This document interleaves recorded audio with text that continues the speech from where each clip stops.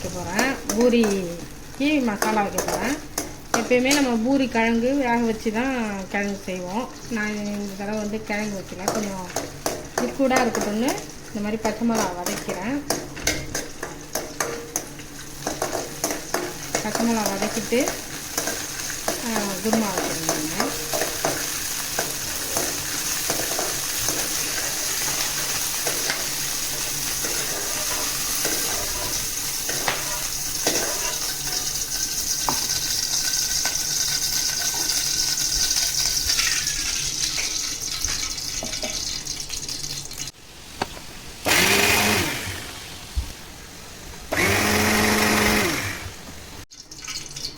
ரெண்டு ஸ்பூன் எண்ணெய் ஊற்றிக்கிட்டேன். கொஞ்சோண்டு பட்டை போட்டுக்கிட்டேன்.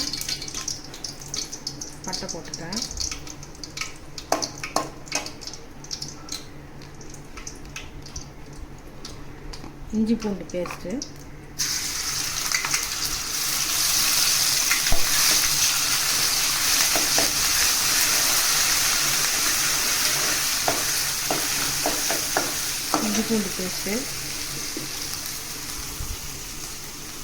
வெங்காயம் 4 வெங்காயம் போட்டிருக்கிறேன். பெரிய வெங்காயமாக 4 வெங்காயம் போட்டிருக்கேன். 2 தக்காளி, ஒரே ஒரு உருளைக்கிழங்கு இந்த மாதிரி கட் பண்ணி ஒரே ஒரு உருளைக்கிழங்கு. உங்களுக்கு இஷ்டமாக இருந்தால் இன்னும் கொஞ்சம் கூட போட்டுக்கலாம்.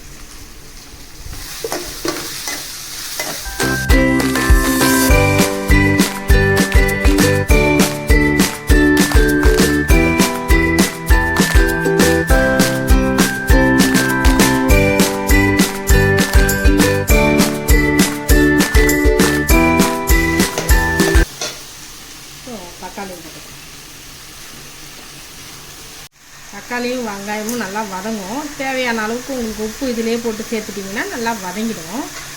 நல்லா வதக்குனா தான் நல்லாயிருக்கும். நல்லா தக்காளி வெங்காயமும் நல்லா வதங்கி நல்லாயிருக்கும். நல்லா வதங்கி வரும். வெங்காயம் நல்லா சாஃப்டாக வதங்கிடும். அதனால் உப்பு வந்து வதக்கக்குள்ளே போட்டோம்னா, சட்னியாக இருந்தாலும் எதுவாக இருந்தாலும் வெங்காயம் வதக்கக்குள்ளேயே கொஞ்சோண்டு உப்பை போட்டோம்னா நல்லா வதங்கிடும். அதுக்காக போட்டோம் உப்பு. கொடுக்குறேன்.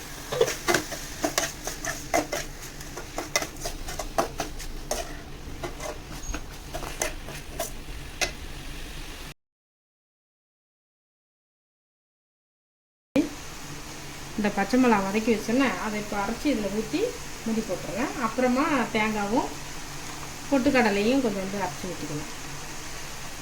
10 வதக்கி ஊற்றிருக்கிறேன். அதை வதக்கினது ஏன்னா கொஞ்சம் பச்சை மிளகா வாடை இல்லாத இருக்குமேனு வதக்கி வச்சுருக்கிறேன். இந்த காரமெல்லாம் இதில் ஏறி நல்லாயிருக்கும் மசாலா. இதனால் 2 டம்ளர் தண்ணி ஊற்றிக்கிட்டேன். ஒரு அரை ஸ்பூனு மஞ்சத்தூள் போட்டுக்கிறேன். இப்போது அடுத்தது தேங்காயும் பொட்டுக்கடலையும் அரைச்சி போட்டுப்பேன். அதில் உருளைக்கிழங்கு வேகணுங்கிறதுக்காக மூடி வைக்கிறேன். பொட்டுக்கடலை, தேங்காய் துருவல், சோம்பு அது மூடி வச்சுட்டேன். இந்த தேங்காய் பற்ற ஒரு 4 இந்த பொட்டுக்கடலை எல்லாத்தையும் அரைச்சிக்கலாம்.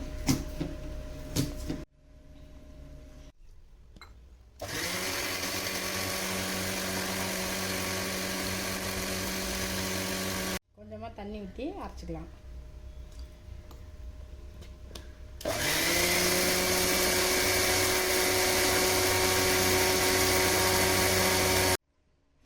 ஒரு 10 நிமிஷம் ஆகிடுது. கிழங்கு வெந்திருக்கும். அது வெந்துருச்சு பாருங்கள். இப்போது அந்த பொட்டுக்கடலையும் தேங்காயையும் நான் ஊற்றுறேன்.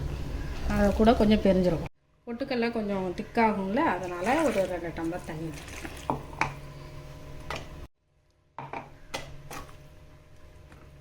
இந்த லெவலில் இருந்தால் போதும். அது மாதிரி பிரச்சனை.